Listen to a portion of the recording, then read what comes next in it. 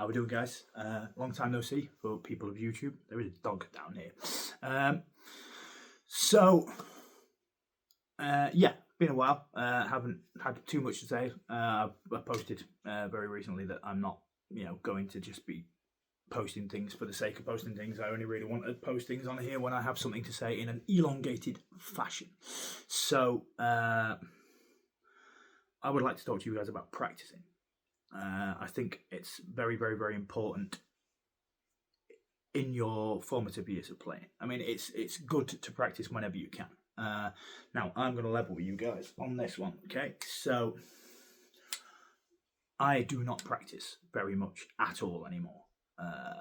Barely ever. I probably practice, I would say, 4 to 5 times a year now. I've been playing for 2.5 decades. I practice, probably 4 or 5 times a year. I will have a 2-hour blast of, right, let's work on some stuff. Very hyper-focused and go, bang, I'm doing this. Because I play all the time. I play a lot. I'll grab a guitar off the wall behind me. This strap obviously came from directly the hanger above my head. I'll grab the acoustic down. I've got a bass in the corner. I have my regular teaching guitar. My old battered Epiphone is over there. And I will grab them down and I will play and doodle unplugged all the time. But I spend a lot of my week teaching. I gig, at least once a week, mostly twice, 3 times a week on a weekend. And outside of all of that stuff, I don't massively have an enormous amount of time or the inclination due to my general daily life involving playing guitar in some way, shape or form. I don't really practice very much. However, teaching has given me many insights on my own playing because I have to break down the things that I can do to show other people. So that kind of helps and has informed me very widely about my own playing and all that kind of stuff. But when I was younger, I used to play obsessively and just try and learn as much of everything as I possibly could, especially when I moved up here and I moved to Yorkshire.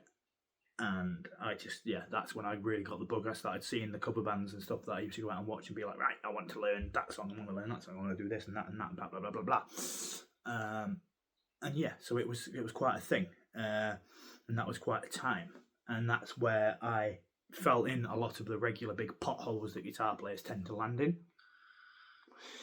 And got myself out of them, which is what made me think, as I came around the age of 18, I went, I'm going to teach people so that they can avoid these very large potholes which you never see coming.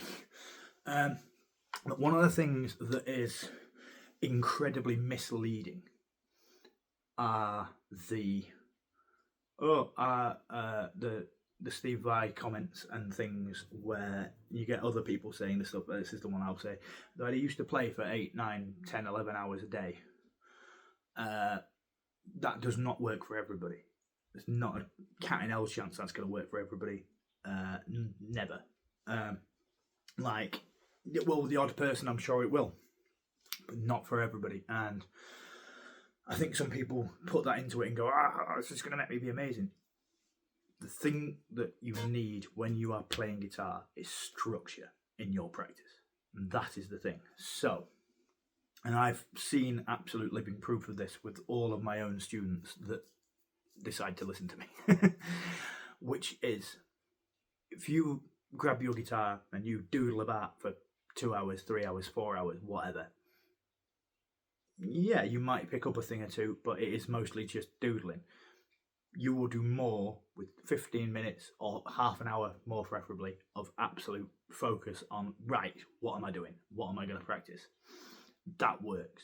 The student I've seen the most improvement from is not the best player that I teach, but the increase of which he gets better. Bear in mind, this guy, Sid, bless him, legend, one of the nicest people I've ever met. He had you won't mind me saying this, he had a pretty nasty accident with his hand at work, so he plays left-handed.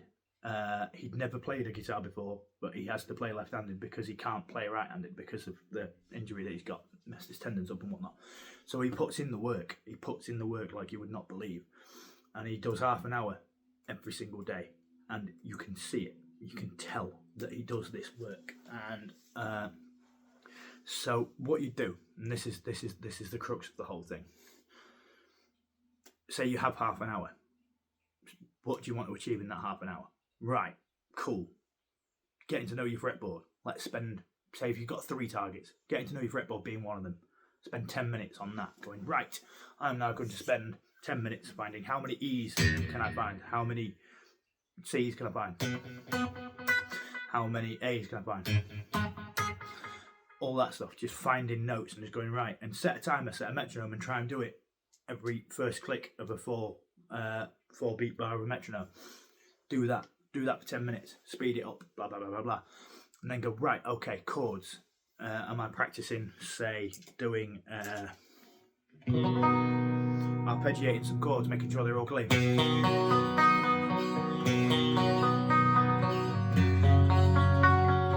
Maybe practice transitioning between the chords.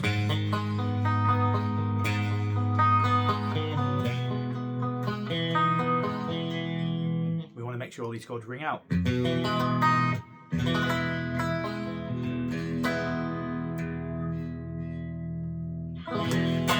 Training your ear, listen to things, just set up like a random thing and just kind of go, right, what's that note? Whatever it is, you know. This is why I end up learning things, really silly things. Like, I learned that last week purely because I heard it in a video and I went, oh, I'm going to steal that. I want to learn that because that's really fun. And, you know, learning, like, going past things. Like, I went to McDonald's and you can hear the beeping, the incessant beeping of their...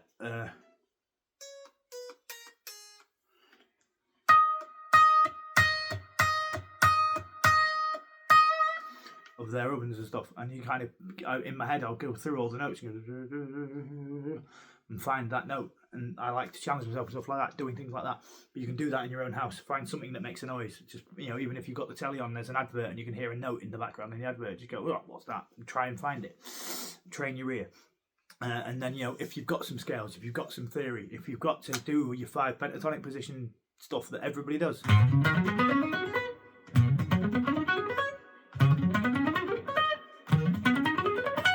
whatever, all that stuff. You know, if you've got that stuff to practice, then spend 10 minutes doing that stuff. If you've got, you know, regular kind of major scales, whatever you've got to do. If you want to practice your bends,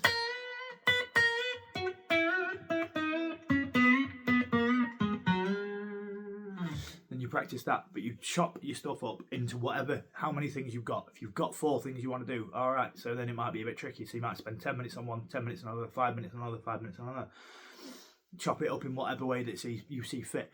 But whatever time you've got, you just chop it up into, these are the tasks that I need to do. If you can do that every day, you'll see a massive, massive, massive difference within a not very big amount of time, in all fairness. And this is the last bit of advice that I've given all of my students. Even if they don't want to watch them themselves straight away, this is the thing that you do. You video yourself playing today. Today is Thursday. And it's, you know, the 2nd of April. So then you go, right, I'm going to not watch this now, and I'm going to save it, and I'm going to video myself in 3 months' time. And then watch that video, and then watch the one you've just done. And I guarantee you, if you've even only managed to put in 15 minutes a day, but if you've done the half an hour more so, you will see a difference between those 2 videos. You do that quarterly throughout a year, And I guarantee you, in a year's time, you won't recognise the guitar player that you were, because that is the only thing you need to worry about. Is you don't worry about what everybody else is doing. You don't worry about, if your mates are playing. If you're a teenager, I know everybody's like, my mates are doing the same thing. Whatever. If your mates are doing the same thing, let them crack on, do their own thing. You focus on your own playing, nobody else's. You only want to really be better than you yesterday or a month ago. And that really is all I have to say about it. Practice, but make sure you enjoy it. Do fun things that you want to enjoy. But the difference between a great guitar player and a good guitar player, I know a lot of both. I know a lot of really good guitar players, I know a lot of really great guitar players. The good guitar players practice what they can already do. I'll see them say, I'll go and watch them in January, I'll watch them in July, and they're still playing the same stuff. They're good at it, but they're still playing the same stuff. The great ones, yeah, they work on the stuff that they can already do, but they make sure they focus on the things that they can't. And that is very important. So, let me do something a little bit different on the play out this time.